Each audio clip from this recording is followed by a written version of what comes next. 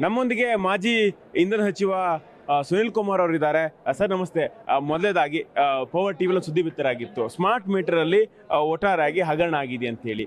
ಇಲ್ಲಿಗೆ 2,500 ರೂಪಾಯಿ SR rate ಕೊಡ್ತಾ ಇದ್ರು. ಇದಕ್ಕೆ ಸಂಬಂಧಪಟ್ಟಾಗ ಈಗ 5,000 ರೂಪಾಯಿ ಜನರಿಂದ ವಸೂಲಿ ಮಾಡ್ತಿದ್ದಾರೆ. ಈ ಬಗ್ಗೆ ಏನು ಹೇಳ್ತೀವಿ?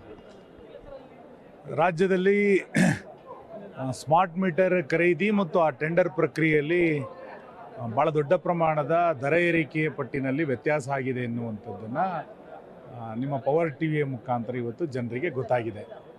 ಇದನ್ನು ಬೆಳಕಿಗೆ ತಂದಂಥ ನಿಮ್ಮ ಚಾನಲ್ಗೆ ನಾನು ಅಭಿನಂದನೆಗಳನ್ನು ಸಲ್ಲಿಸ್ತಾ, ಇಷ್ಟು ದೊಡ್ಡ ಪ್ರಮಾಣದಲ್ಲಿ ಏಕಾಏಕಿಯಾಗಿ ಹತ್ತತ್ರ 6 ಲಕ್ಷ ಮೀಟರ್ಗಳನ್ನು ಖರೀದಿ ಮಾಡಬೇಕು ಅಂತೇಳಿ ಸರ್ಕಾರ ಹೊರಟಿರುವಂಥದ್ದು, ಇದನ್ನು ಗ್ರಾಹಕರ ಮೇಲೆ ಹೊರಿಸ್ತಾ ಇರುವಂಥದ್ದು ಮತ್ತು ಅವೈಜ್ಞಾನಿಕವಾಗಿ ದರ ಪಟ್ಟಿಯನ್ನು ನಿಗದಿ ಮಾಡಿ ಒಂದೇ ಕಂಪನಿಗೆ ಗುತ್ತಿಗೆಯನ್ನು ಕೊಟ್ಟಿರುವಂಥದ್ದು ಹಲವು ರೀತಿಯಾದಂಥ ಅನುಮಾನಗಳಿಗೆ ಇವತ್ತು ಎಡೆ ಮಾಡಿಕೊಟ್ಟಿದೆ. ಬೇರೆ ರಾಜ್ಯಗಳ ದರ ಪಟ್ಟಿಯನ್ನು ನೋಡಿದಾಗ ಇಲ್ಲಿಯ ಕರ್ನಾಟಕದ ಬೆಸ್ಕಾಂ ಇವತ್ತು ಅದನ್ನು ನೋಡಲ್ ಏಜೆನ್ಸಿಯಾಗಿ ಮಾಡಿರುವಂಥ ದರಪಟ್ಟಿ ಅಜಗಜಾಂತರವಾದಂಥ ವ್ಯತ್ಯಾಸ ಇದೆ. ಇಷ್ಟು ವ್ಯತ್ಯಾಸ ಆಗಲಿಕ್ಕೆ ಕಾರಣ ಏನು?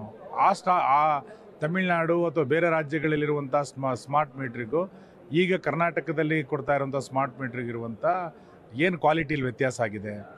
1 ಪಟ್ಟು 2 ಪಟ್ಟು ವ್ಯತ್ಯಾಸ ಆಗೋದು ಬೇರೆ, 10 ಪಟ್ಟುಗಳ ವ್ಯತ್ಯಾಸ ಹೇಗಾಯಿತು?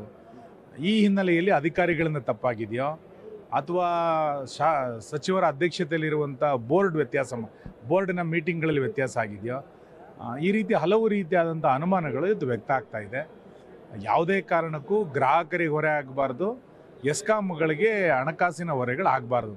ಈಗಾಗಲೇ 10 ರೀತಿಯಾದಂಥ ಹಣಕಾಸಿನ ತೊಂದರೆಗಳಿಂದ ಎಸ್ಕಾಂಗಳು ಕೊರತೆಯನ್ನು ಎದುರಿಸ್ತಾ ಇದೆ.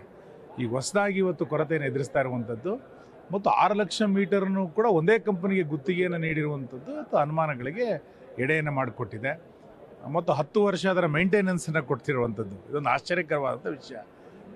ಈ ಅನುಮಾನಗಳನ್ನು ಸಚಿವರೇ ಇದಕ್ಕೆ ಉತ್ತರವನ್ನು ಕೊಡಬೇಕು. ಸಂಪೂರ್ಣ ದಾಖಲಾತಿಗಳನ್ನು ಇಟ್ಟುಕೊಂಡು ನಾಳೆ ನಡೆದಲ್ಲಿ ನಾನು ಮಾತಾಡಲಿದ್ದೇನೆ.